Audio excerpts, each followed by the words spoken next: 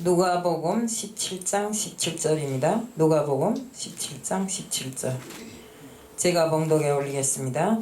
예수께서 대답하여 가라사대 10사람이 다 깨끗함을 받지 아니하였느냐? 그 9은 어디에 있느냐? 저는 오늘 9은 어디에 있느냐 하는 제목으로 말씀을 전하려고 나왔습니다. 기도드리겠습니다. 사랑의 하나님 아버지 감사합니다. 저희들 날마다 주님이 은혜 가운데 살면서도 감사할 줄을 모르고 삽니다. 오늘 성경 말씀에도 있듯이 10명의 나병 환자가 다 병이 나았지만 단 한 명만이 주님을 찾아와서 감사를 아립니다. 주님, 저희들이 정말 감사를 모르는 사람으로 살지 않도록 하게 해 주시옵소서. 오늘 이 시간도 주님 앞에 모든 걸 맡겨오며 예수 그리스도 이름 받들어 감사하며 기도드리옵나이다. 독일에 큰 흉년이 들었을 때 어떤 부자 할아버지가 매일 빵을 구웠대요. 그 빵을 구워서 정말 배고파하는 어린아이들을 위해서 나누어 줬는데 날마다 그 빵 굽는 집에는 복세판이 일어났대요. 왜요? 애들이 모여서 서로 큰 거 가져가려고 애쓰고 막 그저 아침부터 일찌감치 와서 빨리 빵을 구워달라고 소리 지르고 이랬대요. 그렇지만 그 빵을 가져가면서도 단 한 명의 아이들이 고맙습니다, 감사합니다 하는 말을 하고 가져간 애들이 없대요. 그런데 늘상 제일 마지막에 와서 제일 작은 빵을 가져가는 애만이 그 할아버지 앞에 가서 90도 경례를 하면서 할아버지 늘상 이렇게 힘들게 우리에게 빵을 구워주시니 참으로 감사합니다 하고 인사하고 갔대요. 그래서 그 할아버지가 보기에 너는 참으로 인성이 된 아이구나 이래서 그 아이가 항상 작은 빵을 가져가니까 제일 작은 빵에다 돈을 넣어서 빵을 구웠대요. 근데 그날도 많은 아이들이 와서 다 큰 거를 골라갖고 가니까 그 한 대는 제일 작은 빵 하나가 차려졌는데 집에 가서 빵을 먹으려고 보니까 그 안에 운전두입이 있는 것입니다. 그러니까 애가 그걸 도로 가지고 할아버지께 찾아왔어요. 그날도 역시 빵을 가지려 하면서 그 운전두개를 가지고 와서 할아버지 앞에 이거 내 빵에 돈이 잘못 들어간 것 같습니다 하니까 할아버지가 하는 소리가 너는 다른 애들처럼 큰 빵을 가지려고도 안 하고 제일 작은 빵을 가져가면서도 늘상 내 앞에 감사하다고 했기 때문에 그 감사의 값으로 내가 너에게 준 것이다 이렇게 했대요.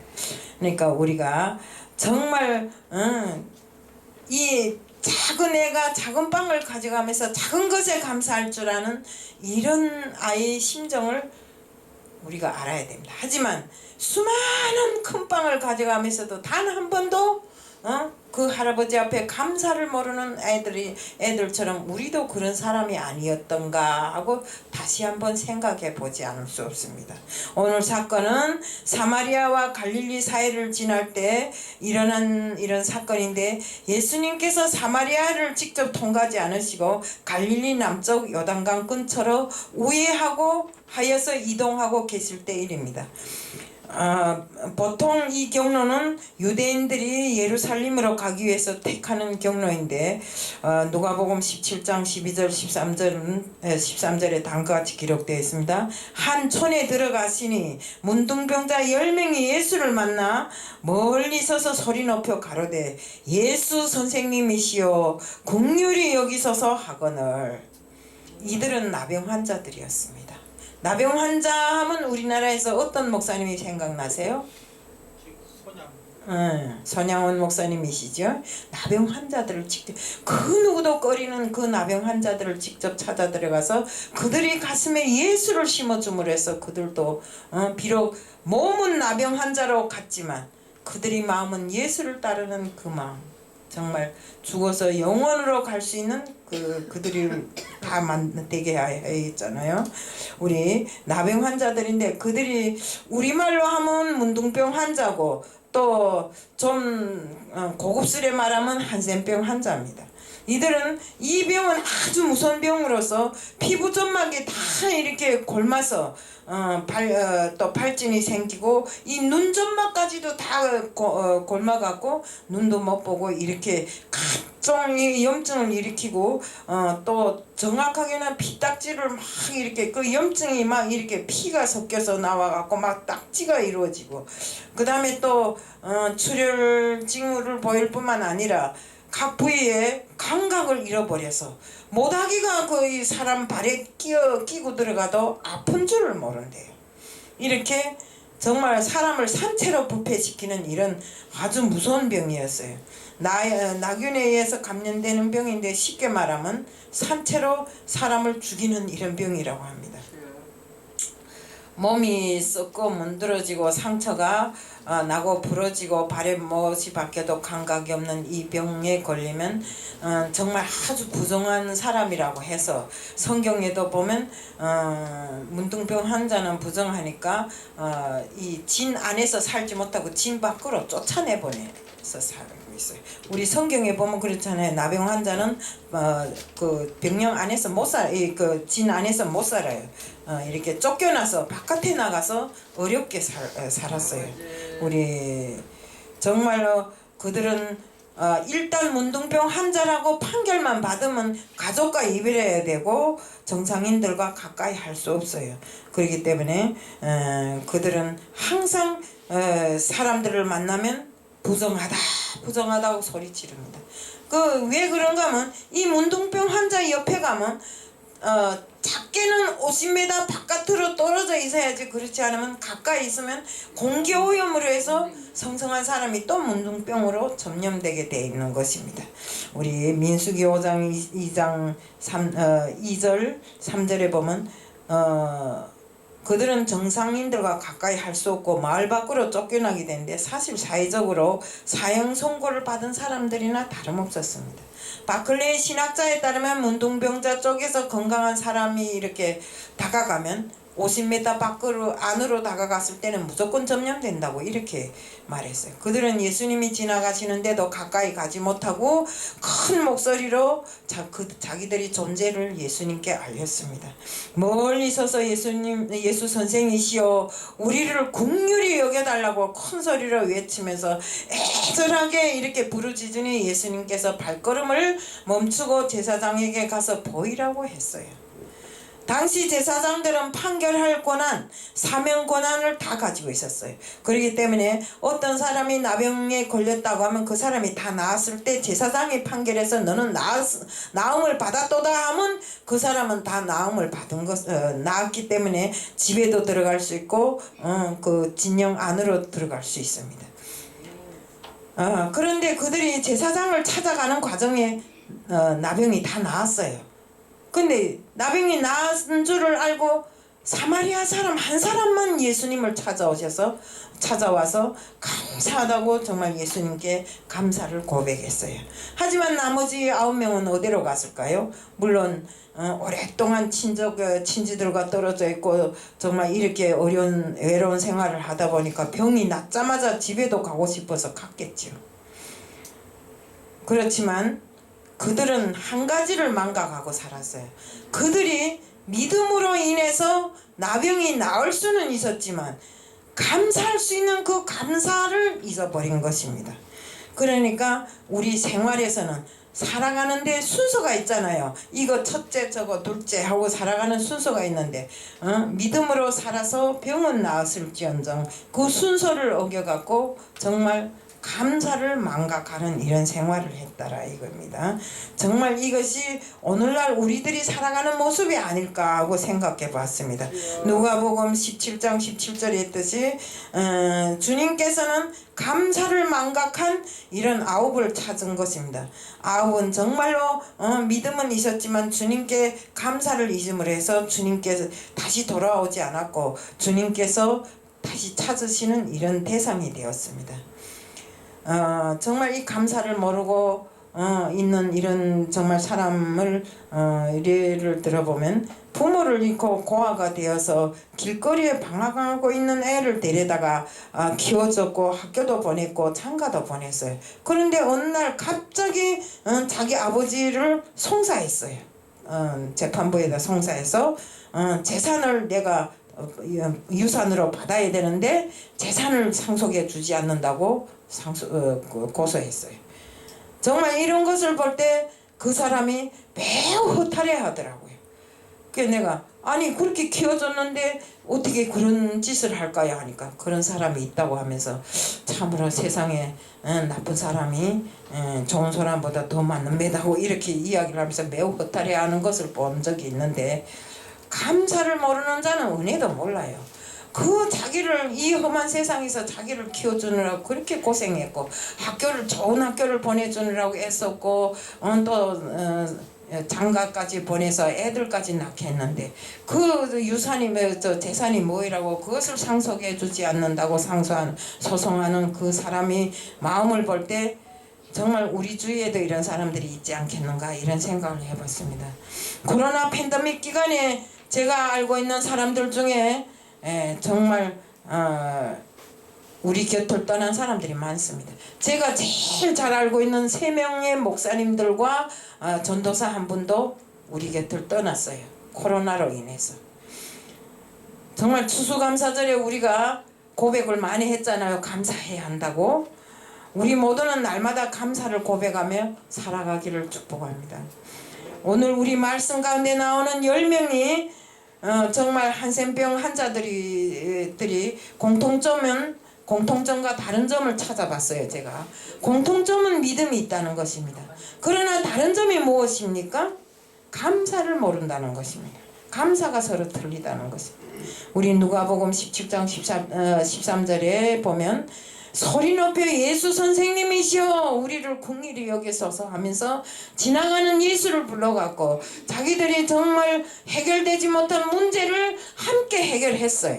그런데 그 해결은 함께 했는데 사실 나오는 10명이 다 받았음에도 불구하고 한 명만이 예수를 찾아와서 감사하다는 인사를 한 그것을 봤을 때 우리는 정말 단순히 문제 해결만 되면 우리도 역시 감사를 모를 때가 많아요.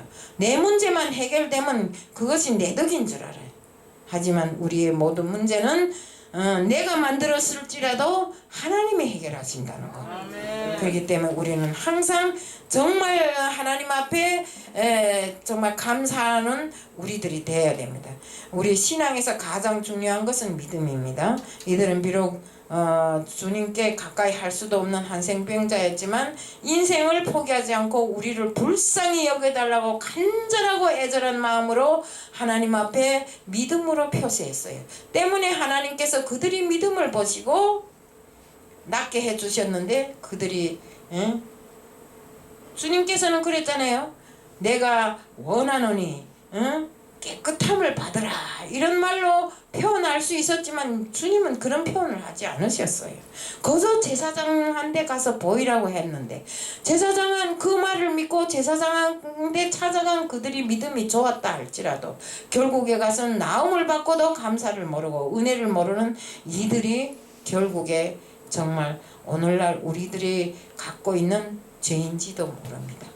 정말 사람이라는 건 세상을 살면서 내 몸이 다 잘못되는 걸 알지 못하고 나는 주님 앞에 늘상 충성하고 순종하고 항상 감사하면서 사는 사람인가 이렇게 생각했는데 어찌 보면 우리들이 이 사람들과 똑같은 사람이 아닌가. 우리가 주님을 믿고 정말 진정한 주님을 그 주님에 대한 믿음을 가지고 살 때 모든 것은 말로만 마음으로만 하는 게 아니라 행동으로 하는 것입니다. 우리 사람이 마음으로 믿어 의에 이르고 입으로 시인하여서 구원에 이른다고 했습니다. 마음으로 믿는 것은 행동으로 옮길 때 늘상 하나님의 역사가 어디에 가든지 일어났어요.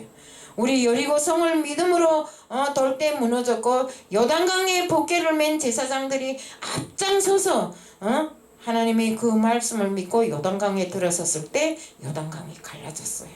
믿음과 행동화될 때 풍랑이 잔잔해졌고 병든 자들이 고침을 받았고 실패한 자들이 회복을 받았어요. 제사장에게 보이라고 하실 때 그 말씀을 믿고 다 깨끗함을 받은 것처럼 우리들의 믿음도 이렇게 중요한 것입니다. 항상 주님께서는 누군가가 주님 앞에 구원을 구하기를 요할 때 항상 주님께서는 내가 네게 고침을 주노라 한 것이 아니라 내 믿음이 너를 구원하였도다 이렇게 이야기를 하잖아요. 이 시간도 주님께서는 우리들 모두에게 믿음을 요구하시니 우리는 모든 것을 믿음으로 생각하고 믿음으로 말하고 믿음으로 행동하시길 바랍니다. 또 하나는 믿음에 감사를 더해야 합니다. 누가복음 17장 15절 17절에서 같이 가던 자 11명 중에 나은 것을 보고 하나님께로 돌아와서 큰 소리로 영광을 돌린 이 사람, 정말 예수의 발 앞에 엎드려서 살해하니 그가 사마리아인인데 예수님께서 대답하여 가라사대 10사람 다 깨끗함을 받았는데 어찌 네 혼자만 돌아오고 나머지 9은 어디로 갔느냐 이렇게 했잖아요. 감사를 만곡한 9명을 찾는 것입니다. 결국 오늘날에도 감사를 모르고 사는 우리들을 찾으시는 예수님이 아닌가 생각해 보았습니다. 우리는 어렵고 힘들 때 믿음으로 하나님을 찾으면서 문제가 해결되면 감사를 모르는 이 9명처럼 되지 말고 항상 우리는 언제 어디서나 하나님께 감사하며 사는 사람, 은혜에 감사하는 사람들이 되시기를 정말 우리 모두가 바라고 원하는 게 아닙니까? 그렇기 때문에 우리는 항상 하나님 아버지로부터 구원받은 것을 감사해야 됩니다. 우리가 이스라엘 백성들이 애굽에서 양의 피를 문설주에 발라 구원해 주셨던 유월절을 감사를 드리는 것처럼 우리도 항상 하나님 앞에 감사해야 됩니다. 1620년 11월 20일에 102명의 신앙이 자유를 찾아 메이플라워를 타고 지금 미국의 매사추세츠 플리미스 항에 도착했던 이런 청교도들, 그 동료들은 2개월 동안 항해로 거친 파도와 추위와 싸움에서 정말 세상을 떠난 사람도 많았어요. 이들은 인디언들이 준 그 옥수수와 씨앗으로 정말 농사를 지어서 먼저 떠나간 동료들이 무덤 곁에서 처음으로 추수한 곡식을 가지고 하나님께 눈물로 드리면서 감사 예배를 드린 것이 오늘날 추수감사절의 유래가 된 것입니다. 신앙의 자유를 누릴 수 있는 구원의 은혜에 감사했고 그들은 내가 구원을 받아 하나님의 자녀가 된 것을 감사했습니다.